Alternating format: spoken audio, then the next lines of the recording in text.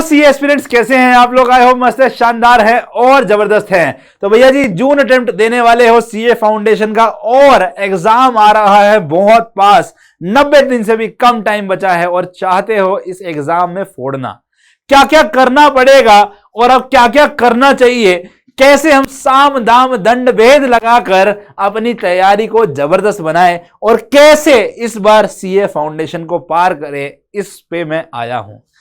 आप मोटा मोटा अगर प्रिपरेशन कर रहे हैं तो इन 3 स्टेजेस में होंगे, स्टार्टेड, 50% डन या सिलेबस होने वाला है। यस, देखो भाई, ये 3 क्यों बोला सर? अभी कौन तैयारी शुरू करता है भाई? बहुत सारी जनता है, बहुत सारी जनता है। यस, जो अपने बीकॉम के एग्जाम में उलझी हुई थी, जो बोला कि भाई बोर्ड्स के बाद ही हम सीधा देंगे, वैसी बहुत सारी जनता है जो अब स्टार्ट करना शुरू करेगी। ऐसी जनता है जिन्होंने 50% सिलेबस कंप्लीट किया था, फिर कुछ एग्जाम आ गए और कुछ थोड़े से फिर लगा कि हाँ क्लासेस तो ले लिया था भैया, बट थोड़ा सा पढ़ने का मन नहीं कर रहा था, एग्जाम के टाइम पे पढ़ेंगे, वो जनता है। और कुछ है जो बैचेस में रेगुलरली पढ़ रहे थे, जबरदस्त ध्यान लगा के मन से पूरा ढंग से पढ़ रहे थे, वो है हमारी सिंसियर वाली जनता। ठीक है, सिंसियर, शरारती और ये स्टार्टर जनता। ठीक है, ये 3 जनता है। ये 3 जनता से मैं अलग अलग विषय में बात करने आया हूं। देखो, हमें पहले अपने आप से वाकिफ होना चाहिए कि मैं कहां स्टैंड करता हूं, मैं कहां स्टैंड करता हूं। मैं अभी तैयारी शुरू कर रहा हूं तो ऑब्वियसली भाई मुझे एफर्ट ज्यादा लगाना पड़ेगा। अगर मेरी तैयारी इतनी हो गई है कि भाई मेरे को आधी नैया पार हो गई है, आधी नैया की तैयारी करनी है, तो मुझे थोड़ा सा कम एफर्ट लगाना होगा। और अगर मेरी 80 से 100% तक का सिलेबस हो चुका है, मुझे अब फोकस करना है किस पे? रिवीजन पे और टेस्ट पे, तो मेरा फोकस थोड़ा अलग तरीके से चलेगा, थोड़ा सा मैं कम कर सकता हूं। यस, बट सोचो इस बात को, अगर आज सीरियस हो तो क्या आपका सीए फाउंडेशन निकल सकता है? बिल्कुल हाँ, निकल सकता है। कैसे सर?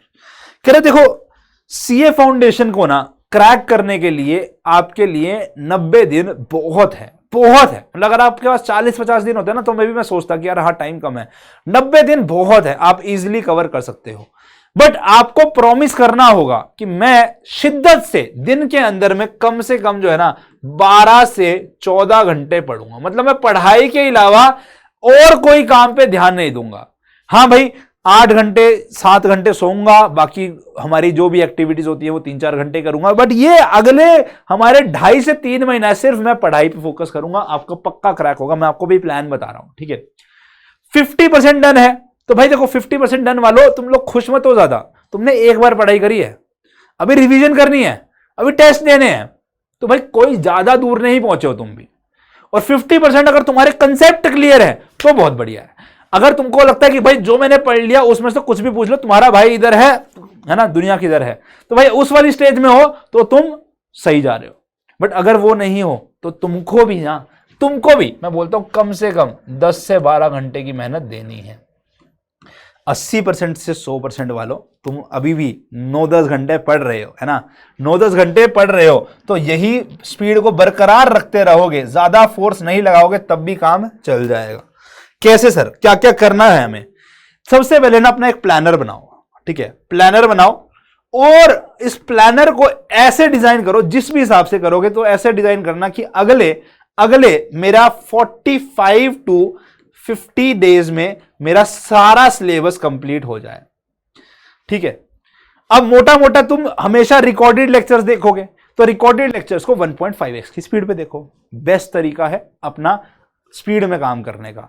अगर आप सारी कैलकुलेशन कर लोगे ना, तो आपका जो सिलेबस आएगा, मैं आपको बता रहा हूं भाई, मोटा मोटा अगर आप सारी कैलकुलेशन भी कर लोगे ना, ऑलमोस्ट 600 घंटे तक का आपका सिलेबस होता है। 600 घंटे को अगर आप 1.5 घंटे 1.5x की स्पीड पे देखोगे तो आपका सिलेबस कितना हो गया? कह रहा 1.5 टाइम से डिवाइड करा दिया। अरे हमारा कैलकुलेटर तो इधर ही रहता है, 600 को अगर मैं डिवाइड करा दूंगा 1.5 से तो कितना हुआ भाई? कितना हुआ हमारा? 400 बना। कह रहे 400 घंटे अगर मैं शिद्दत से पढ़ूंगा तो काम नहीं बन जाएगा भाई। 12 से 14 घंटे पढ़ना है, 45 से 50 दिन भी मैं एक्स्ट्रा बोल रहा हूं। तेरा 40 दिन में भी सिलेबस कंप्लीट हो सकता है, मैं 10 घंटे के हिसाब से भी लगाऊं, बट 10 इफेक्टिव आवर्स। बट ये 400 घंटे समझ के पढ़ना है, शिद्दत से पढ़ना है, अपने को प्रॉपर सॉल्व करना है। एक्स्ट्रा थोड़ा 2-4 घंटे इसलिए क्योंकि तेरे को डीपी भी सॉल्व करनी है, तेरे को सब कुछ करना है, बट हाँ याद रख ढंग से पढ़ना है। सेम गोस तेरे को भी भाई, तेरे को जो ये काम करना है ना, ये 400 घंटे पढ़ने के साथ में अपना डीपीपी जो तेरे को मिल रही है, जहां से भी प्रैक्टिस कर रहा है, अपना आईसीआई का मॉड्यूल जो मिल रहा है, इसको सॉल्व करना है। मेहनत उतनी करनी है, हो जाएगा। ठीक है, ये हो जाएगा। सिलेबस कंप्लीशन का तरीका बता दिया, हो जाएगा बहुत इजीली। सिमिलरली भाई जो ये बालक है, इन बच्चों को अभी 9 से 10 घंटे में पहले सिलेबस कंप्लीट हो जाएगा। देखो आपका मोटा मोटा अगले 15 दिन में। ठीक है, 15 दिन में यहां सिलेबस कंप्लीट हो जाना चाहिए भाई आप लोगों का अगले 30 डेज में। तो भाई उसके बाद आपको बेटा, आपके पास में 40 दिन बचेंगे ऑलमोस्ट फॉर रिवीजन। आपके पास बेटा बचेंगे ऑलमोस्ट हमारे कितने 50 to 60 डेज बोल सकता हूं मैं, 50-55 डेज फॉर रिवीजन।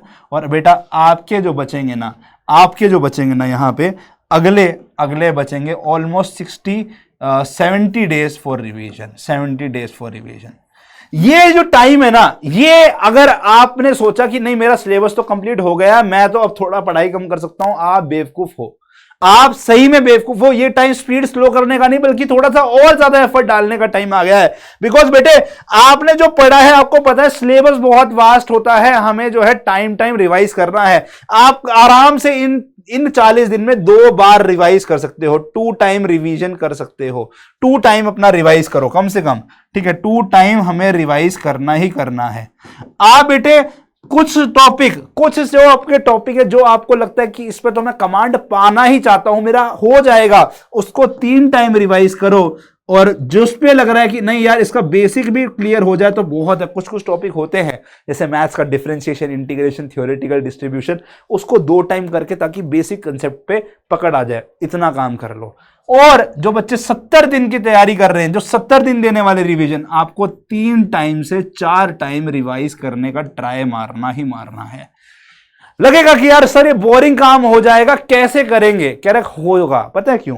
तेरे को पुश करने के लिए बीच बीच में आएंगे टेस्ट।